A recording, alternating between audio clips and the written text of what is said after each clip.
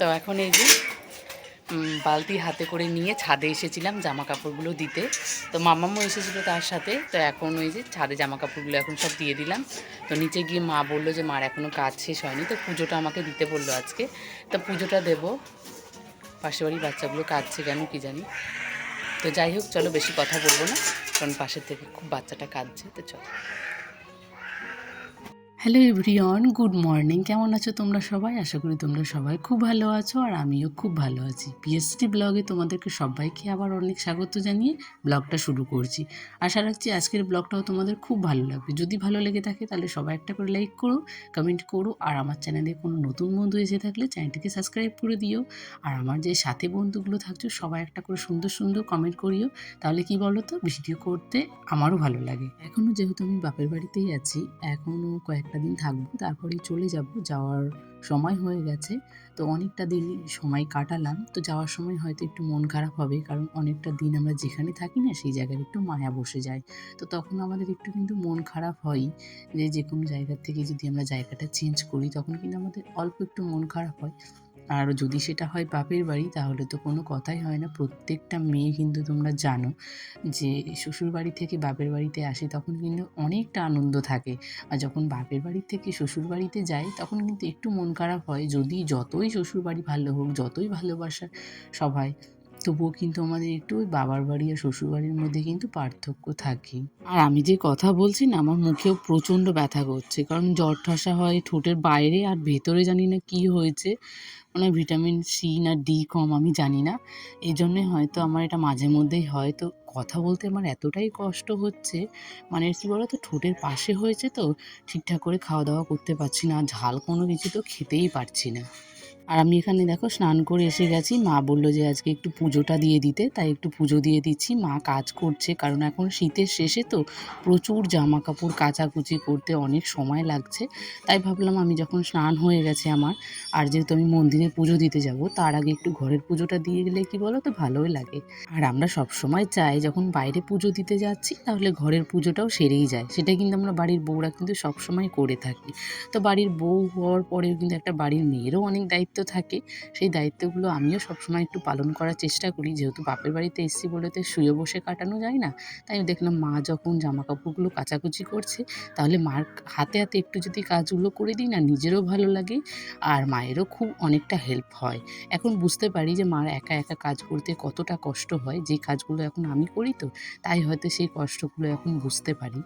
আগে যখন মা বলতো কাজ করার কথা, তখন কিন্তু নিজে থেকেই বলতাম যে না, মানে বলার সঙ্গে সঙ্গে কিন্তু উত্তরটা আসতো, না পারবো না, যতটুকু পারো করো, না হলে রেখে দাও। আর এখন কি বলো তো, বলতে হয় না, এখন মায়ের কষ্টটা নিজেই বুঝতে পারি যে মায়েরও কষ্ট হয় কাজ করতে। তাহলে কি বলো তো, একটু যদি আমরা হেল্প করি তাহলে কিন্তু অনেকটা কাজ এগিয়ে যায়।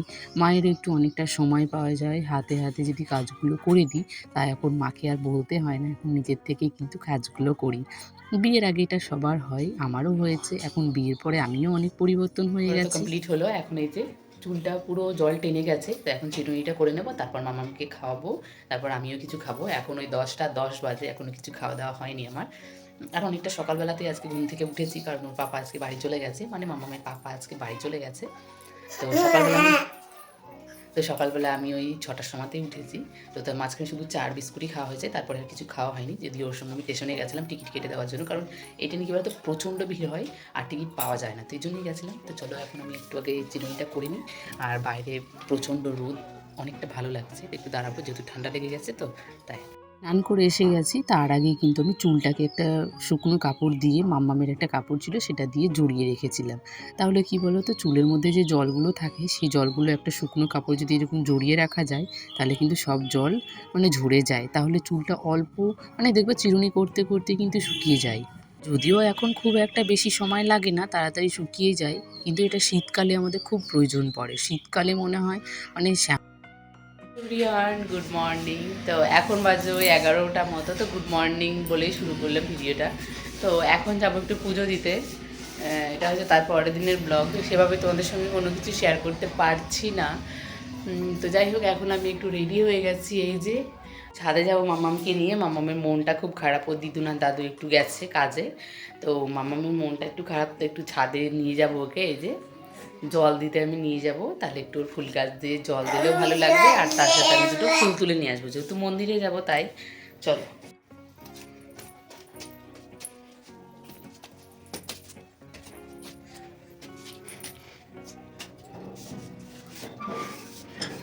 খোলো খোলো, ভালো করে, তুমি পারো তো খুলতে?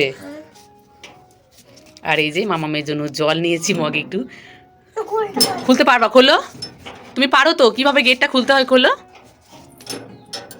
হ্যাঁ, এদিকে টানো, বাম দিকে টানো। বাম দিক কোন দিক? বাম দিকে টানো না, আমার কাছে একবার শিখে নাও। এইভাবে গেটটাকে তুললে এইভাবে এই পাশটাতে সরাতে হয়। খুলেছে? চলো, এ নাও তোমার জল নাও, চলো চলো।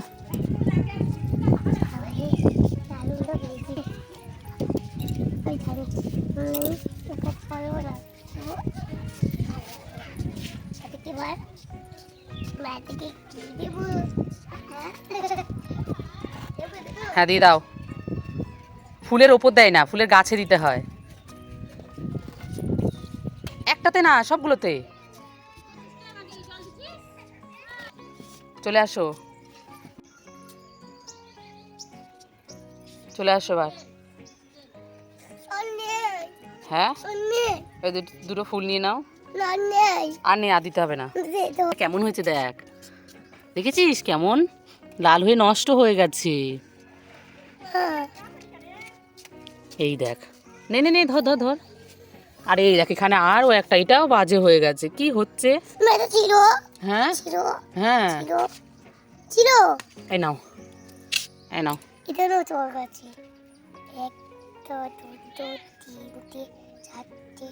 আর মামামের দুষ্টুমিগুলো দেখেছো? মামাম দেখেছে ওর মামিকে ছাদের উপরে জল দিতে, ওর মামাকে দেখেছে। এখনও প্রত্যেক দিন সেই সকাল 10টা বাজলেই মা কখন ছাদে যাব, ছাদে গিয়ে জল দেব, সব সময় মামামের কিন্তু এটা মাথাতেই থাকে।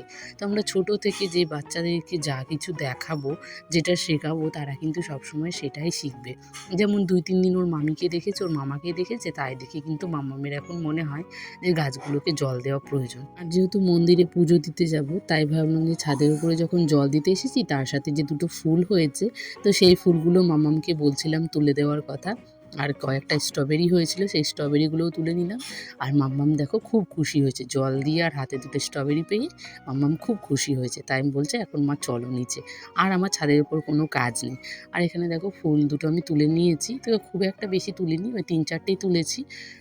ঠাম্মা আবার বলেছে যে ঠাম্মার ওখান থেকে গাছ থেকে ফুলগুলো নিয়ে আসতে, যদিও ছাদের টবে আছে, ভালো লাগছে দেখতে। আর নিচেরগুলো কি বলো তো, নিচেরগুলো তো তুললে আবার হয়ে যায়, কিন্তু টবেরগুলো যদি তুলি না অনেকটা সময় লাগে, তাই কিন্তু টবেরগুলো আমি এত তুলিনি। আর এই যে নিচে যে গাছগুলো আছে সেগুলো থেকে দেখো আবার অনেক কটা ফুলগুলো তুলেছি। এত ভালো লাগে ফুলগুলো তুলতে, গাছে থাকলে আরও বেশি সুন্দর লাগে।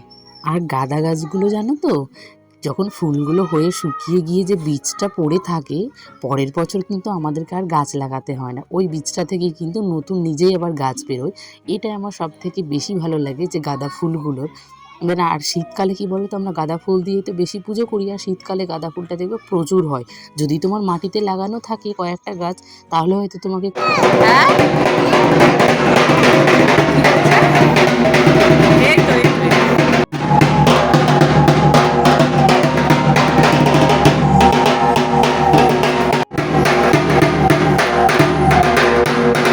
মন্দির থেকে পুজো দিয়ে আসলাম, দেখলাম মা নেই বাড়িতে। তো মা কোথায় গেছে, তো তাই আমি সবজিগুলো কাটাকুটি করছিলাম, যেহেতু বাবা অনেক তাড়াতাড়ি চলে আসে। আর আমাদের বাড়িতে খুব তাড়াতাড়ি দুপুরবেলাটা খাওয়া হয়, যদিও সকালবেলা এটা ওটা টিফিন দিয়েই চলে যায়, তাই কিন্তু দুপুরের খাওয়াটা একটু তাড়াতাড়ি লাগে। তো আমি এখানে কাটাকুটি করে নিলাম, আর মা এসে মা রান্না করবে। তো চলো বন্ধুরা, আজকের মতো ভিডিওটা আমি এখানে শেষ করছি। সবাইকে টাটা।